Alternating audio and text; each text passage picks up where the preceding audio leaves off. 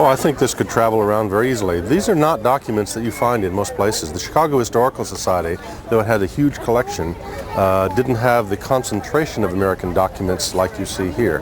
And I know there's more, and this is only a piece of it. And I understand there are collections on the Civil War and women's history and the industrial era.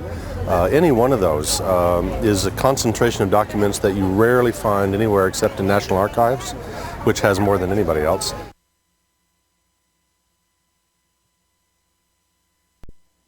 The Northwest Ordinance, right? We all know about the Northwest Ordinance, don't we? Yeah, sure you do. Right here we have the full printing of the Northwest Ordinance. This is an actual newspaper on the day that it was passed.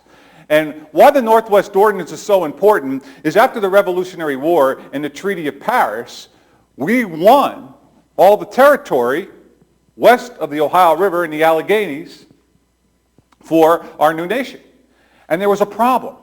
And the problem was, the very important problem was, is Virginia said they owned it. And New York said, no, we owned it. And Pennsylvania said, no, we owned it. And Maryland says, no, we own it. And North Carolina says, we own it. And there was a big fight over the Northwest Territory on who owned it. And finally, they all got together and they decided, okay, what we're going to do is we're going to make it a free territory. But if we're going to make it a free territory, we have to draft an ordinance. So we had to get somebody very important to draft that ordinance. Does anybody know who drafted the Northwest Territory Ordinance? I'm sorry? No, Arthur St. Clair, but he was the first governor of the Northwest Territory. That's very good, Arthur St. Clair. Anybody? Thank goodness it was Thomas Jefferson. And the reason why we say thank goodness it was Thomas Jefferson is he put 3 things in the Northwest Ordinance that changed our nation forever.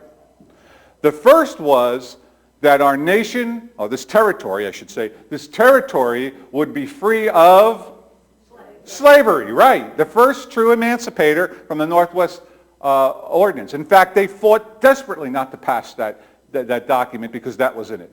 Another a part that was very important and wasn't very controversial, and that was that there would be free land grants for colleges, libraries, and other educational institutions. And many of our great universities and learning centers are on those land grants. But the most important part of the Northwest Territory, what changed our nation forever, was a clause that really almost stopped it from being passed.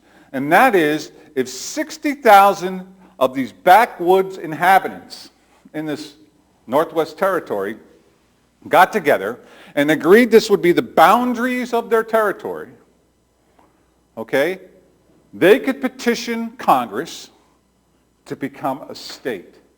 And Congress would either vote yay or nay, and they would be admitted into the Union just as on the same level as powerful New York or powerful Virginia. And that, of course, is how we got the great state of Ohio and so many other states in our nation.